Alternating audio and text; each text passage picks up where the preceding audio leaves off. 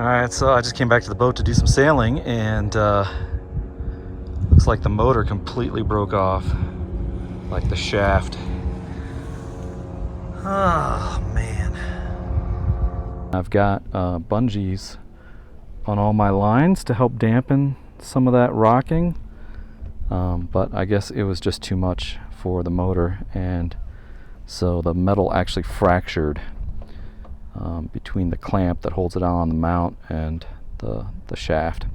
So this is the mount, the clamp, and so this is the raise and lower mechanism, and you can see this is metal. Yeah, it just fractured right through here. So this is the other side of it. You can see the fracture right here through the metal.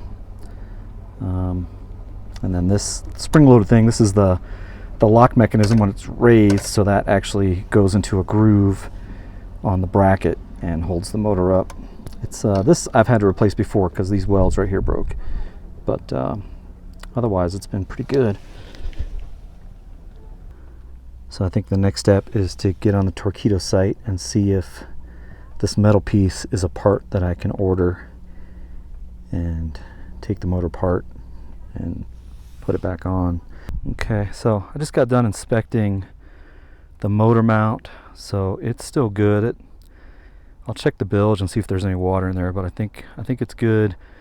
I checked the transom, and so the shaft, I had a security lock like wire that held the shaft to the frame, and so that's the only thing that kept it from being at the bottom.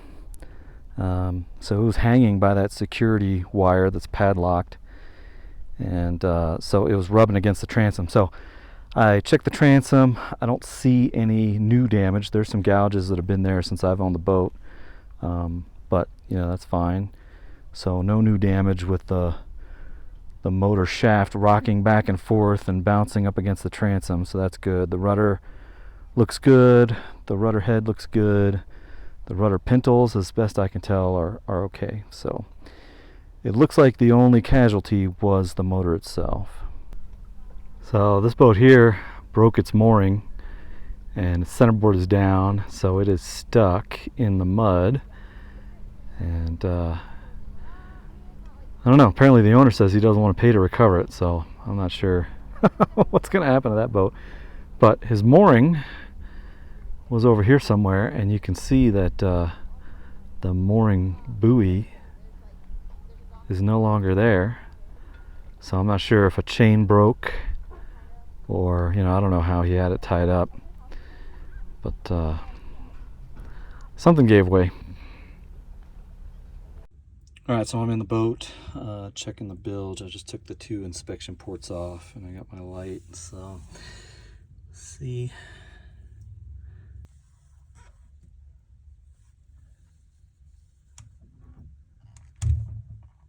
I just got done inspecting the bilge, and that looks fine, so at least I'm not worried about any leaks. There's no compromise of the hull or anything, so that's good news. Yeah, I love my Torqeedo. I love my electric propulsion, right? It's quiet, it's easy, there's no maintenance to it. But the one disadvantage is that it's a direct drive motor, and so the weight of that motor is way out on the end, and so when you tilt the motor up, you've got a huge lever arm and a lot of torque on the the tilt mechanism. And so in this case, it was just too much. They said that there were waves coming right over the breakwater, like it wasn't even there. And the staff was out here basically kind of holding on to boats while 3 and 4 foot waves were rolling through the marina. So I'm glad the boat does not have any damage. The boat is fine. The motor is relatively easy to replace, expensive as it is. I think for me this might be an inflection point in my Colorado sailing. And what I mean by that is that this is a tough place to keep a boat. The facilities here don't have a lot of the protection that more permanent facilities have. So everything in Colorado is kind of they roll it out in the spring and put it back in the fall. and then all the leaks freeze over, right? So it's, the winds are crazy. There's not a great breakwater here. A lot of the boats that are here are, older pontoon boats with lots of dents, and just kind of, older, not in great condition boats. So, I've had a really good 6-year run, but I'm wondering if maybe instead of keeping my boat in the marina, maybe I need to become a day sailor. And, the advantage of that would be that I could, one, I, save a couple bucks on marina slip, which is not very expensive here because it's only 90 days, but it would allow me to visit more lakes during the season. I could just drive up, find a boat that's easy to set up, sail, and then come back. I don't think the Precision 16 that I own is the right boat for that, even though it is easy to set up. What I've heard from other Precision 16 owners is that if you capsize it, you cannot ride it by yourself. It's just not possible. And that's because the mast it uses is the same as the one on this boat, on the P18. It's the exact same mast. And it's pretty heavy. And so, when it's in the water, I've just been told that you can't ride it without the help of another boat, basically. And so that's definitely not the right boat for the kind of sailing in the kinds of places that I want to do. So I'm going to need something smaller and lighter. So maybe one of the RS type boats, like an RS Quest or an RS Zest or something like that. But yeah, definitely something that I can self-right, or not self-right, but write by myself, single-handed.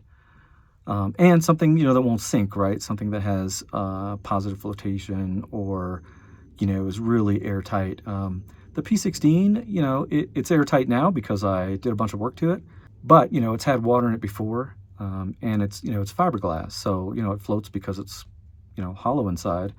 But, it would be relatively easy to fracture the fiberglass on that boat. Whereas if you get like a rotomolded type boat, like the RS models, I think, you can crash them into the rocks and all that kind of stuff, and they're still going to float. They're going to maintain their integrity. They're tough little boats. So I might need to look at something like that. I'm back at the house, and I'm going to see if I can find this part on the Torqeedo website that I need. So let's see here, spare parts. Okay, so for the 1103, you have to buy the full assembly, the full transom bracket, which includes the clamp part that mounts onto the motor bracket. And so the piece that I broke is the piece that swings up and down from that bracket. And that piece is $524. And it says it works on the 503, the 1003, and the 1103. Now, I saw when I originally looked online, I just did like a Google search. It said, I found the middle part. It looked like the right piece. So I'm going to go back and look. Interesting. So they have the transom bracket middle part, which is the part that swings. It actually, the shaft mounts to it, and then it swings up from the bracket.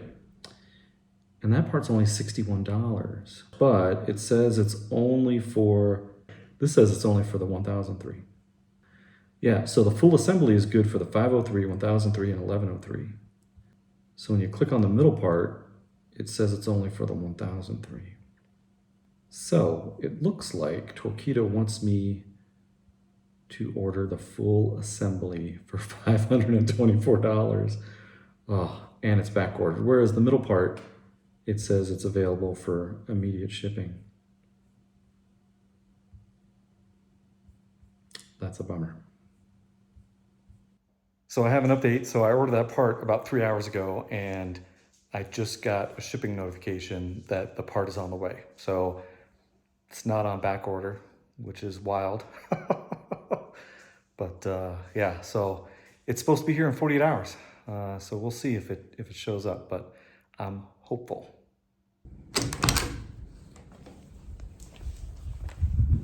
Oh, that's it. Ah, yes.